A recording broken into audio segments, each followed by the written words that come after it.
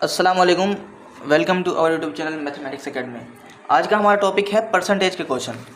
तो परसेंटेज के क्वेश्चन बहुत से मेरे स्टूडेंट को ऐसे हैं जिन्हें परसेंटेज के क्वेश्चन में मसला हो रहा था, और जाहिर है आप अगर मेरे स्टूडेंट नहीं हैं, लेकिन आप मेरे स्टूडेंट हैं क्योंकि मेरी वीडियो देख रहे हैं, तो आपको भी मसला बहुत ही हुआ होगा, जब भी तो आप वीडियो पर आए हैं। तो चलिए परसेंटेज को मतलब से स्टार्ट करते हैं। चलिए परसेंटेज है कहाँ से आई है, ठीक है। जब परसेंटेज का ये जो क्वेश्चन है पैदा हुआ तब ये बहुत छोटा था, फिर आहिस्ता आहिस्ता ये बड़ा होता गया और इतना बड़ा ये मसला बन चुका है कि ये हर इंट्री टेस्ट में परसेंटेज के क्वेश्चन आते हैं। क्लास 8 से लेकर क्लास कोई भी हो, परसेंटेज तो पीछा ही नहीं छोड़ती, ठीक है। तो परसेंटेज के मीनिंग से स्टार्ट करते हैं। तो परसेंटेज का मतलब उर्दू में अगर हम डिक्शनरी को खोलें, परसेंटेज के क्वेश्चन के साथ साथ हम इस वीडियो में क्वाड्रेटिक इक्वेशन के क्वेश्चन भी सॉल्व करेंगे, क्योंकि पिछली वीडियो में जब क्वाड्रेटिक इक्वेशन के होमवर्क क्वेश्चन दिए थे तो कुछ बच्चों ने वो क्वेश्चन नहीं किए थे, उनसे हो नहीं रहे थे, तो उन क्वेश्चन को भी हम इसमें डिस्कस कर लेंगे। डिक्शनरी हमें क्या बताती है, बताती है भाई मैथ पढ़ के आओ, यहाँ क्या कर रहे हो, ठीक है। डिक्शनरी हमें ये भी नहीं बताती। खैर, डिक्शनरी में अगर हम परसेंटेज का मतलब फाइंड करने की तलाश करें, कोशिश करें, जो कि हम कभी नहीं करेंगे, तो परसेंटेज का मतलब हमें बताती है डिक्शनरी। परसेंटेज मीनिंग से स्टार्ट करते हैं तो इंशाल्लाह मुश्किल से मुश्किल क्वेश्चन भी हम यहाँ पर सॉल्व कराएंगे, और कुछ स्टूडेंट ने मेरे पास क्वेश्चन भेजे हैं, हम उन्हें सॉल्व कराएंगे, तो अच्छी तैयारी हो जाएगी। अच्छा, परसेंटेज का मतलब उर्दू में हमें है फ़ीसद, ठीक है। फ़ीसद, इसे फ़ीसद को यूँ भी लिखते हैं और फ़ीसद को यूँ भी लिखते हैं, ठीक है जी। उर्दू में तो मतलब ये है इसका, तो यहाँ से समझना इसको स्टार्ट करते हैं। चलें जी, अब इसको मैं आसान उर्दू में आपको समझाने की कोशिश करता हूँ। परसेंटेज का मतलब है, अच्छा, फ़ी का मतलब क्या होता है? फ़ी का मतलब होता है हर। आपने कभी सुना होगा ना, फ़ी बंदा इतने पैसे देगा, ठीक है। फ़ी का मतलब होता है हर। चलें जी, फ़ी का तो मतलब हमें पता चल गया, फ़ी का मतलब है हर। अच्छा, वीडियो को आपने आगे नहीं करना, क्योंकि फिर बाद में आप ये सवाल कर रहे होते हैं कि हमें ये चीज़ समझ नहीं, तो वीडियो को आप शुरू से लेकर एंड तक देखें। थोड़ा सा आपका टाइम लगेगा, लेकिन ये थोड़ा सा टाइम ना बहुत ज़्यादा क्वेश्चन बाद में जो करने पड़ते हैं, और आप जब मुझसे कमेंट करेंगे या फिर व्हाट्सअप पे पूछेंगे, उसका मैं रिप्लाई दूँगा, इसमें टाइम ज़्यादा ज़ाया हो जाता है। तो ये थोड़ा सा टाइम यहाँ पर वेस्ट कर लें, ऐसा वेस्ट नहीं कर रहे, ये भी आपका काम का टाइम है, तो यहाँ पर खर्च कर लें तो इंशाल्लाह फ़ायदा होगा। हर, फ़ी का मतलब होता है हर, सद का मतलब होता है 100। एक्चुअली सद निकला है सदी से। सदी क्या होती है? सदी 100 की होती है, एक सदी, दो सदी, तो ये सदी का मतलब, सद का मतलब होता है 100, मतलब कि हर 100। परसेंटेज का मतलब क्या है? हर 100। अब मैं इसको आसान अल्फाज में अगर बताऊं तो परसेंटेज का मतलब होता है 100 में से, क्या? हर 100 में से। चलें जी, अब इसको हम निशान ये होता है, ये आपको पता होगा, इसका साइन है, इस तरीके से इस साइन से इसको शो करते हैं। अब एक बहुत ही आसान सा क्वेश्चन कर लेते हैं। हमें फाइंड करना है 100 रुपये के 50%। ये पैसे हैं, RS कर देता हूँ, और ये इसका 100 में से 50% निकालना है। तो चलिए जी, 100 का 50% कितना होगा? 50 ही होगा, इसमें कौन सी बड़ी बात है।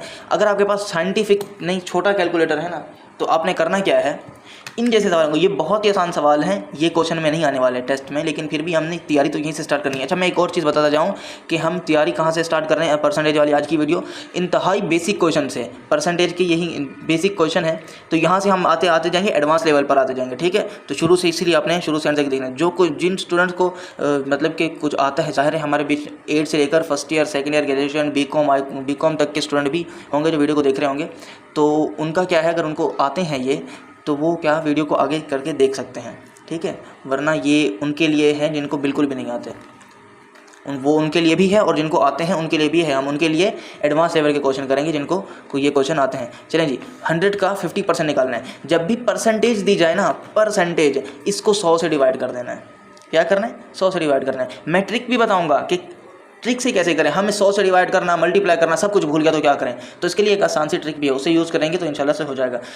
जो परसेंटेज वाला हिस्सा दिया जाए हमें, अब 100 रुपये हैं, इसका 50% निकालना है, आंसर 50 आएगा, हमें पता है, लेकिन हम भी फिर भी से कैलकुलेट कर रहे हैं। जो परसेंटेज वाला हिस्सा आएगा उसे 100 से डिवाइड कर देना है, भले जो भी है, 50 है, 5000 है, 5 लाख है, 5 रुपये है, आधा रुपया है, जो कुछ भी है ना, उसे 100 से डिवाइड कर देना है। 50 डिवाइडेड बाय 100, देखें जी कितना आ गया, 0.5 आ गया। क्या आ गया? 0.5 आ गया। और क्या आ गया? इसको टोटल वैल्यू से मल्टीप्लाई करा देना है। 0.5 को 100 से मल्टीप्लाई कराओ, आंसर 50 आएगा। अच्छा, 0.5 है, मल्टीप्लाई बाय 100, कितना आ गया? 50 आ गया। तो 50 हमारा इसका आंसर है, ठीक है। चलें एक और क्वेश्चन करते हैं। अब क्वेश्चन मैं डायरेक्ट करता हूँ वो जो मुझे स्टूडेंट्स ने भेजे हैं मेरे पास, ठीक है, व्हाट्सअप ग्रुप में। अच्छा, मेरा व्हाट्सअप ग्रुप बना है, उसका मैंने लिंक दे दिया है, तो उस लिंक पे आप ज्वाइन कर सकते हैं। बॉयज़ के लिए अलग है और गर्ल्स के लिए अलग है, तो मैं दोनों लिंक देता हूँ, बॉय का भी और गर्ल्स का भी। तो जो बॉयज़ हैं वो बॉयज़ वाले ग्रुप में जाएँ और जो गर्ल्स हैं वो गर्ल्स वाले ग्रुप में जाएँ। दोनों ग्रुप में सेम चीज़ें एक ही वक्त में पोस्ट की जाती हैं, आंसर क्वेश्चन एक ही वक्त में होते हैं, और उसमें जो भी क्वेश्चन या मटेरियल जो भी सेंड किया जाता है स्टडी के रिलेटेड, वो एक ही वक्त एक ही साथ दोनों ग्रुप में सेंड किया जाता है। तो इसलिए सेपरेट ग्रुप बनाया गया है, लेकिन गर्ल्स गर्ल्स वाले ग्रुप में जाएँ और बॉयज़ बॉयज़ वाले ग्रुप में जाएँ, ये मेरी आपसे रिक्वेस्ट है, ठीक है जी। मैं आप क्वेश्चन शेयर कर देता हूँ जो मुझे व्हाट्सएप ग्रुप पे स्टूडेंट ने भेजे हैं। अच्छा, ये क्वेश्चन है, ऊपर वाला क्वेश्चन नहीं देखें, वो थोड़ा बेसिक सा है, ये सॉरी एडवांस है ये, लेकिन ये बेसिक क्वेश्चन है, इसे देख लेते हैं। क्या है, शायद आपको थोड़ा सा मसला हो रहा होगा, लेकिन मैं आपको रीड करके बता देता हूँ कि क्या लिखा हुआ है। लिखा हुआ है, after decreasing 24% in the price of an article cost 912 रुपये। टोटल जो कॉस्ट थी ना आर्टिकल की वो थी 912 रुपये, उसमें से 24% कम हो गई है आफ्टर डिक्रीजिंग, ठीक है। तो अब बताओ find actual cost of an article. अब बताओ कि कॉस्ट कितनी है आर्टिकल की। अच्छा नहीं, मतलब कि पुरानी कॉस्ट कितनी थी, कितनी हुई, 24% कम होके 912 हो गई। तो अब बताओ एक्चुअल कॉस्ट मतलब असल कॉस्ट कितनी थी, 912 कितनी है, 24% कम है। अब हमने क्या करना है, हमने 24% इसमें डाल देनी है, जो कि कम हुई है ना वो हमने इसमें ऐड कर देनी है, तो इसमें से टोटल कॉस्ट आ जाएगी। अच्छा, तो ये क्वेश्चन थोड़ा सा ट्रिकी क्वेश्चन है, इन्होंने तो क्वेश्चन को घुमा दिया है, तो हम इसे भी घुमा के ही सॉल्व करेंगे। तो किस तरह से सॉल्व करना है, अब देखो एक आर्टिकल है, उसकी कॉस्ट डिक्रीज़ हुई है, मैं यहाँ पर लिख देता हूँ डिक्रीज़, आफ्टर डिक्रीजिंग 24% कॉस्ट 912, 24% कम हुई है और कॉस्ट हो गई 912। तो हमें बतानी है कि उसकी ओरिजिनल कॉस्ट कितनी थी जब वो 24% कम नहीं हुई थी। चलें जी, हमने ऑप्शन से स्टार्ट करना है, ऐसे क्वेश्चन को ऑप्शन से स्टार्ट करें। मगर ये क्वेश्चन अगर हम ऑप्शन से स्टार्ट नहीं करें तो किस तरीके से आते हैं वो मैं अगला क्वेश्चन आगे को सॉल्व करेंगे तो पता चल जाएगा कि ये सीधे सीधे अगर आएंगे तो किस तरीके से आएंगे, ये अभी घुमा के आया हुआ है। चलें जी, हम 1400 को देख लेते हैं, इस 1400 को देखते हैं कि अगर ओरिजिनल कॉस्ट 1400 हो, 1400 में से 24% कम करें तो क्या 912 बन रही है। अगर ऐसा हो रहा है तो फिर तो ठीक है ना। तो आपको क्वेश्चन तो समझ आ रहा है ना भाई, अगर नहीं समझ आ रहा तो मुझसे पूछें, कमेंट करें, मैं आपको समझा दूंगा, ठीक है। हमें पता ये करना है कि 20 इन चार ऑप्शन में से कोई एक ही ऑप्शन होगा ना, इन चार ऑप्शन में से किसी एक ऑप्शन को हमने उठाना है और उसमें से 24% कॉस्ट कम करनी है, डिक्रीज़ कर देनी है। अगर 912 आंसर आ रहा है 24% कॉस्ट कम करने पर, तो वही हमारा राइट आंसर होगा। अभी मैंने 1400 को उठा लिया है, ठीक है, 1400 को ये उठा लिया। अब हमें क्या करना है, 24% इसका निकालना है, उस जो आंसर आएगा उसको 1400 में से माइनस कर दूंगा। तो 1400 का 24% निकालना है, तो किस तरीके से निकालना है, एग्जैक्टली इसी तरह से क्वेश्चन आते हैं। किस तरीके से, 1400 का 24% कितना होता है। क्वेश्चन किस तरीके से आते हैं, एग्जाम में इंट्री टेस्ट में जो क्वेश्चन आते हैं, जो कि मैट्रिक बेस्ड के टेस्ट होते हैं, ज़्यादातर क्वेश्चन यही आते हैं। ये आंसर हो क्वेश्चन होगा 1400 टोटल पैसे हैं, बताओ इसका 24% कितना है, ये क्वेश्चन आता है। तो हमें अभी क्या करना है, 1400 का 24% निकालना है। चलें जी, हमें निकालना है ये रहा 24%। मैं इसको सर्कल बना देता हूँ, क्यों सर्कल बना देता हूँ, आदत है। किस चीज़ की आदत है, यहाँ भी परसेंटेज वाले को सर्कल बनाया था, यहाँ भी परसेंटेज वाले को सर्कल बनाऊंगा। आगे जितने भी परसेंटेज वाले क्वेश्चन यूँ परसेंटेज में जो लिखे हुए होंगे उनको मैं सर्कल बनाऊंगा। इसके पीछे एक वजह है, वो मैं बाद में बताऊँगा। अगर भूल जाऊँ तो फिर आप मुझे याद दिला दीजिएगा। इसको मैंने सर्कल बना दिया। सर्कल इसलिए बना है क्योंकि इसको 100 से डिवाइड करना है। अब आपको तो याद आ गया होगा कि जिसको भी मैं सर्कल बनाऊंगा उसको क्या करना है, 100 से डिवाइड करना है। और मैं सर्कल किसको बनाऊंगा, जिसके साथ परसेंट का निशान लगा हुआ होगा। 24 को 100 से डिवाइड जल्दी से कर दो, आपको छोटे कैलकुलेटर की इजाज़त होगी। ये साइंटिफिक कैलकुलेटर है, छोटा कैलकुलेटर जो सादा होता है उसमें ये परसेंट डिवाइड करने का ऑप्शन होता है। तो 24 को 100 से डिवाइड किया, 0.24 आ गया। क्या आंसर आ गया, 0.24। इसको मल्टीप्लाई करा दो किसके साथ, टोटल कॉस्ट के साथ, क्योंकि हमें क्या करना है, 1400 का 24% निकालना है। तो ठीक है, ये ऐसे इसी तरीके से ही निकाल दो। 0.24 को 1400 से मल्टीप्लाई कराओ, 336 आंसर आ गया। ठीक है जी, 336 आंसर आ गया है। अब वापस इस क्वेश्चन की जानिब बात है जो कि हमने मोबाइल में देखा है। 1400 का 24% होता है इतना। ठीक है जी, अब हमें क्वेश्चन के पास मैं आपको थोड़ा सा फिर समझा देता हूँ। क्वेश्चन था कि एक रकम है, पता नहीं कितनी रकम है, उस रकम में से 24% निकाल दिया गया है। तो अब रकम कितनी बची है, 912 बची है। तो बताइए वो टोटल रकम कितनी थी जिसमें से 24% निकाला है, तो 912 रुपये बच गए हैं।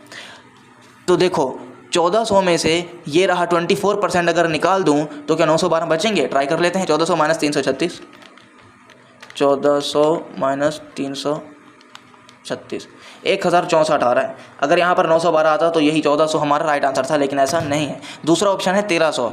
अब क्या करना है, 1300 का 24% निकालना है। इसका मतलब 1300 को 0.24 से मल्टीप्लाई करना है। 1300 मल्टीप्लाई बाई 0.24, आंसर आ गया 312। ठीक है, एक दफ़ा मैं फिर से रिपीट करना चाहता हूँ कि हमारे जो एग्ज़ाम आते हैं मैट्रिक बेस्ड क्वेश्चन, जो कि थोड़े से आसान होते हैं, मतलब एवरेज होते हैं, बेसिक से होते हैं, वो क्या कहते हैं, यही क्वेश्चन होगा बिल्कुल यहाँ से यहाँ तक जो है ना, ये क्वेश्चन है। क्या क्वेश्चन है, बोला जाएगा व्हाट आर द 24% ऑफ 1300। ये इंग्लिश की स्टेटमेंट इस तरह हो सकती है। अगर उर्दू में अगर मैं आपको बताऊं तो पूछा जाएगा कि 1300 का 24% कितना होता है। तो आपने क्या करना है, 24% को 100 से डिवाइड करना है, 1300 से मल्टीप्लाई कर देना है, बस जो आंसर आएगा इतना। मगर जो अभी हम मोबाइल वाले क्वेश्चन कर रहे हैं, इसमें जो दिया गया है क्वेश्चन वो बताया गया है कि कितना है। तो हमें क्या करना है, 1300 को 312 को इसमें से माइनस कर देना है। मैं माइनस कर देता हूँ, 312 को 1300 में से माइनस 988 आंसर आ गया, 988। ये भी राइट आंसर नहीं है, क्यों, क्योंकि हमें 912 चाहिए। तीसरा ऑप्शन कर देते हैं, तीसरा ऑप्शन है 1200। हमें क्या करना है, 1200 को 0.24 से मल्टीप्लाई कराना है। क्यों कराना है, क्योंकि 1200 का 24% लेना है। 24% क्यों लेना है, क्योंकि 24% रकम में से, टोटल रकम है उसमें से 24% चली गई है। ठीक है, टोटल में से 24% चली गई है, तो अब कितनी बची है, 912 बची है। तो बस मुझे वही टोटल रकम मालूम करनी है जिसमें से 24% निकाल के 912 बच गई हैं। तो मैंने लेट सपोज ये ऑप्शन में से तीसरा ऑप्शन उठा रहा हूँ, ये 1200 है, 1200 में से 24% निकाल रहा हूँ, फिर माइनस कर दूंगा इसको। देखो 1200 का 24% कितना है, 0.24 मल्टीप्लाई बाय 1200, 288 आ गया।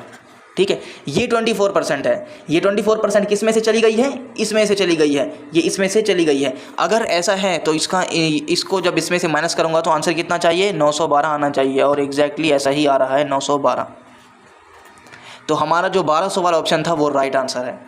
मैं इसको फिर से क्लियर कर देता हूँ। हमें क्वेश्चन ये था, हमें क्वेश्चन किया गया था, ठीक है, किया गया था कि आफ्टर डिक्रीजिंग 24% कम होने के बाद एक आर्टिकल की कीमत है 912 रुपये।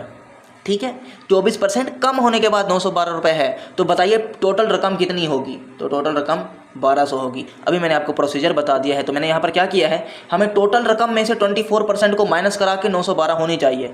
यही है ना तरीका भाई इसको सॉल्व करने का, कि टोटल रकम ये है, टोटल रकम है, 4 रकमें हैं, हमने अपनी तरफ से नहीं रखी, ऑप्शन को सेलेक्ट किया है। पहले मैंने 1400 रखी है, 1400 में से 24% माइनस किया है, 912 नहीं आया, तो 1400 आंसर नहीं है। 1300 में से 24% माइनस किया है, तब भी 912 आंसर नहीं आया। 12 में से 24% मैंने माइनस किया है, तो 912 आ गया, तो यही हमारा 1200 राइट आंसर है। क्या करता रहा हूँ मैं, 13 जो भी था टोटल रकम, उसमें से 24% माइनस करता आ रहा हूँ। 24% माइनस किस तरीके से करते हैं, 0.24 से मल्टीप्लाई करके जो आंसर है उस आंसर को टोटल में से माइनस कर दो। ठीक है, उम्मीद है आपको समझ आ गया होगा। अगर समझ नहीं आया तो वीडियो को यहाँ से दोबारा से देखें एक दफ़ा, तो इंशाल्लाह समझ आ जाएगा। आपके 10 मिनट और लग जाएंगे। ठीक है, अब हम बढ़ते हैं नेक्स्ट क्वेश्चन की जाने। ये क्वेश्चन है, हाउ मच इज़ 80% ऑफ 40। क्या करना है, हाउ मच इज़ 80% ऑफ 40। ये वो क्वेश्चन है जो मेरे स्टूडेंट्स ने मेरे पास सेंड किए हैं। तो क्वेश्चन है हमारा, हाउ मच, ये 80 है, 80% ऑफ 40, 40 का 80% निकालना है। जैसा कि मैंने आपको कहा है कि मैं इसको सर्कल बनाता जाऊंगा, जो भी मेरे पास परसेंट वाला नज़र आएगा। तो सर्कल क्यों बनाऊंगा, क्योंकि मुझे इसे 100 से डिवाइड करना है। ये लो, 100 से डिवाइड कर दिया है। 100 से डिवाइड किस तरीके से करना है, जो परसेंट आए उसको ऊपर रखना है, 100 को नीचे रखना है। इसी का मतलब होता है 100 से डिवाइड कर देना। आंसर आ गया 0.8। क्या आंसर आ गया, 0.8। अब इस 0.8 का मैं क्या करूँ, 4 डालूँ, नहीं, मल्टीप्लाई कराऊँ। किससे मल्टीप्लाई कराऊँ, जो कि टोटल वैल्यू दी जाए। टोटल वैल्यू कैसे दी जाएगी, ये वैल्यू होगी ना। अरे सॉरी, रूल के ख़िलाफ़ आ गया मैंने इसको भी सर्कल में बना दिया, लेकिन इसको सर्कल तो नहीं बनाना। तो चलिए जी, इसको मल्टीप्लाई कराएं, आंसर आ जाएगा, मल्टीप्लाई बाय 40, आंसर आ गया 32। तो राइट आंसर इज़ 32। कैसे, 80% ऑफ 40 इज़ 32। कैसे आया मैंने आपको बता दिया है। एक क्वेश्चन और कर देते हैं जो कि मुझे याद आ रहा है, सैलानी में इंटर टेस्ट हुआ था, वहाँ पर एक क्वेश्चन आया था। क्वेश्चन बहुत ही मुख्तलिफ क्वेश्चन था। तो वो क्वेश्चन है 1%, ये क्या है यार, अच्छा 1% ऑफ 0.25, ये क्वेश्चन था। थोड़ा सा अजीब लग रहा है ना, बिल्कुल लग रहा है। तो इस क्वेश्चन को सॉल्व करते हैं। ये क्वेश्चन है, इसको बताना है ये, ठीक है। ये क्वेश्चन है, क्या क्वेश्चन है, 1% ऑफ 0.25। इसी तरीके से ही क्वेश्चन आएंगे आपको, गवर्नर हाउस का जो टेस्ट है ना, इसी तरीके से ही उसमें इंशाल्लाह क्वेश्चन होंगे। तो क्या करूँ मैं, तो इसको सर्कल बनाए कि मेरी आदत है। अब ये मत करने लग जाएगा, शायद आपका कंप्यूटर पे टेस्ट होगा या फिर आपको ऐसे पेपर दे दिए जाएंगे, ऐसे 2-4 पेपर होंगे, उसको उन पे सॉल्व करना होगा, टिक लगाना होगा। आप सर्कल बना के आ जाएं।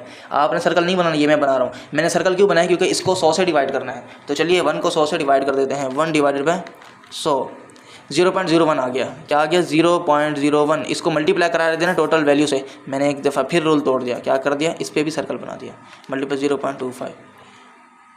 तो आंसर आ गया 2.5 मल्टीप्लाई बाय 10 की पावर -3।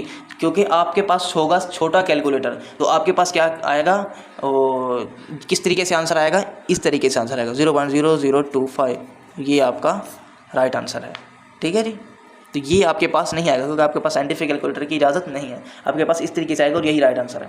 उम्मीद है कि ये भी आपको समझ आ गया होगा। अच्छा, मैं यहाँ पर अजीब अजीब तरीके से मतलब कुछ ना कुछ लाता रहता हूँ, ये सर्कल बना देता हूँ, कभी क्या कर रहा हूँ, कभी क्या कर रहा हूँ। इसका मतलब ये है कि जब आपके दिमाग में ऐसे सामने आके, जब आपके सामने ऐसे क्वेश्चन आए, तो आपके दिमाग में कुछ ये आना चाहिए कि सर ने कुछ यूँ किया था, परसेंटेज वाले को सर्कल बना के 100 से डिवाइड कर दिया था। तो ये बस याद रहने के लिए ऐसी चीज़ें करनी पड़ती हैं ताकि स्टूडेंट को याद रहें, ठीक है, कि हम यूँ भी कर देते हैं। तो चलें अब मज़ीद आगे बढ़ते हैं। ये क्वेश्चन है, स्टूडेंट्स ने कुछ भेजे हैं भाई, ये बहुत ही ज़्यादा कॉम्प्लेक्स क्वेश्चन है, ऐसे क्वेश्चन नहीं आने वाले, और ये मैट्रिक लेवल के बिल्कुल भी नहीं है। 40% of a number is more than 20% of 650 by 190, find the number. वो नंबर फाइंड करना है जिसका 40% इन सब के परसेंटेज से ज़्यादा हो। लेकिन मैं आपको ये भी बता देता हूँ, आपने करना क्या है, सिंपली इसको सर्कल बनाना है, 100 से डिवाइड करना है 650 बाय 190। इसका क्या मतलब है, 20% ऑफ 650 बाय 190। इसका मतलब ये है, चलिए मैं इसको सॉल्व करा देता हूँ। तो ये है 40% ऑफ अ नंबर। कोई ऐसा नंबर है, पता नहीं कौन सा नंबर है, उसका 40% लेना है हमने। कितना लेना है, 40% लेना है। तो वो 40% कितना आना चाहिए, एक और नंबर है उससे बड़ा आना चाहिए। तो बताइए दूसरा नंबर कौन सा है जी, दूसरा नंबर है 20% ऑफ 650 बाय 190। ये मतलब है 650 बाय 190 का। आई बात समझ में। इस तरीके से करना है, पहले आपने इसको डिवाइड करना है, उसको 20% उसका निकालना है, मतलब 0.2 से मल्टीप्लाई करना है। उसके बाद 40% आपका नंबर होगा जो इसके नंबर से ज़्यादा होगा। आपने फिर क्या कर देना है, उस नंबर को 100 से मल्टीप्लाई करा के इससे डिवाइड कर देना है। तो आपका जो नंबर आएगा वो 40% ज़्यादा होगा। भाई कुल मिला के ये बात है कि ये क्वेश्चन नहीं आएंगे, मैट्रिक बेस्ड क्वेश्चन आएंगे। और ये जो क्वेश्चन आप वेबसाइट से कर रहे हैं, ये वेबसाइट अब मैंने आपको अपनी वीडियो में बताई थी, पाक MCQs की वेबसाइट है। इसको किस तरीके से हम इसको ऑपरेट करेंगे, मतलब इसको इस्तेमाल किस तरीके से करना है, वो भी मैंने आपको उस वीडियो में बताया। अगर नहीं आपने देखी तो मैंने प्लेलिस्ट का लिंक दे दिया है, उस प्लेलिस्ट में जाके तमाम वीडियो एक दफ़ा गो थ्रू कर लें, देख लें, तो इंशाल्लाह आपका फ़ायदा हो जाएगा। तो खैर इन क्वेश्चन को छोड़ें, जो मैं आपको क्वेश्चन कर रहा हूँ परसेंटेज के, वही करने हैं, ठीक है।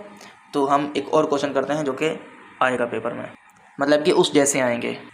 चलें हम जब एक और क्वेश्चन कर लेते हैं जो कि आपने कभी किया भी होगा या फिर कभी सोचा तो ज़रूर होगा उस क्वेश्चन के बारे में।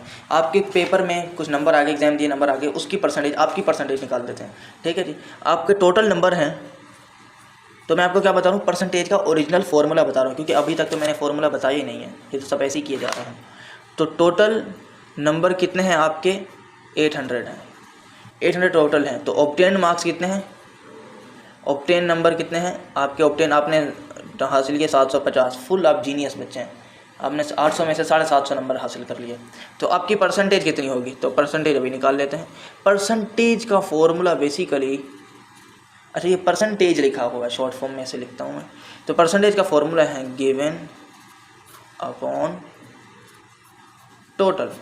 क्या गिवन क्या टोटल, छोड़ो उसे, बस ये फॉर्मूला आप याद रख लो। अब गिवन और टोटल मैं भी आपको बता देता हूँ। गिवन वो हैं जो दिए गए हैं, जो आपने लिए हैं, मतलब हासिल किए हैं। क्या नीचे क्या आएगा, टोटल नंबर आएंगे, जो टोटल, अब टोटल नंबर भी हो सकते हैं, टोटल बच्चे भी हो सकते हैं, टोटल जूतियाँ भी हो सकती हैं, टोटल डंडे, कुछ भी हो सकता है टोटल। अब वो टोटल नीचे आएगा और जितने आपके पास हैं, आपको दिए गए हैं, आपने हासिल किए हैं, वो ऊपर आएगा, ठीक है। तो इस तरीके से आपको परसेंटेज आ जाएगी, लेकिन 100 से मल्टीप्लाई कराना पड़ेगा।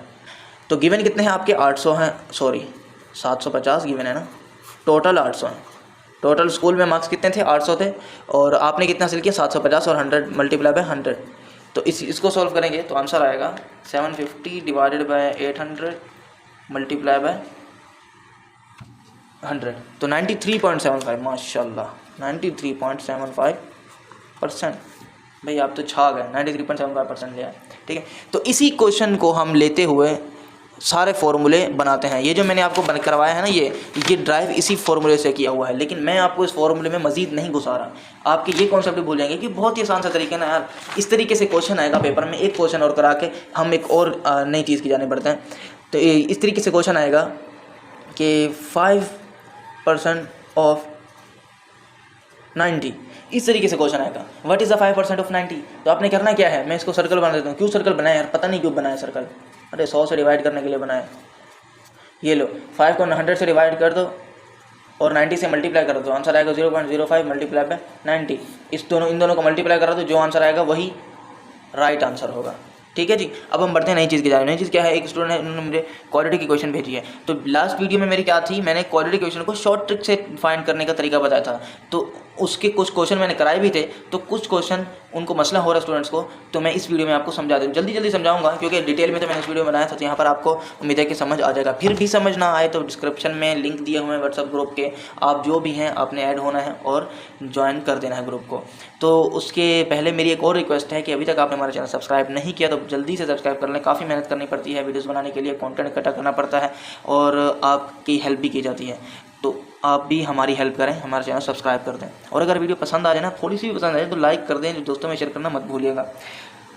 और आखिर में एक और रिक्वेस्ट मेरी ये है कि आपके पास अगर कोई कंटेंट है ना, जैसे कि ये जो परसेंटेज का क्वेश्चन है, ये मुझे मेरे स्टूडेंट्स नहीं बताया कि हमें इनमें मसला हो रहा है, आप मैं समझा दें, तो बस इसीलिए मैंने वीडियो बनाई है। अब आपके पास क्या काम करना है, आपका काम ये है कि मुझे आप बस ये बता दें कि आपको किस टॉपिक में मसला हो रहा है, तो वो टॉपिक मैं आपको सॉल्व करा दूंगा। इंग्लिश में, IQ में, मैथ में, तो ये 3 ही है।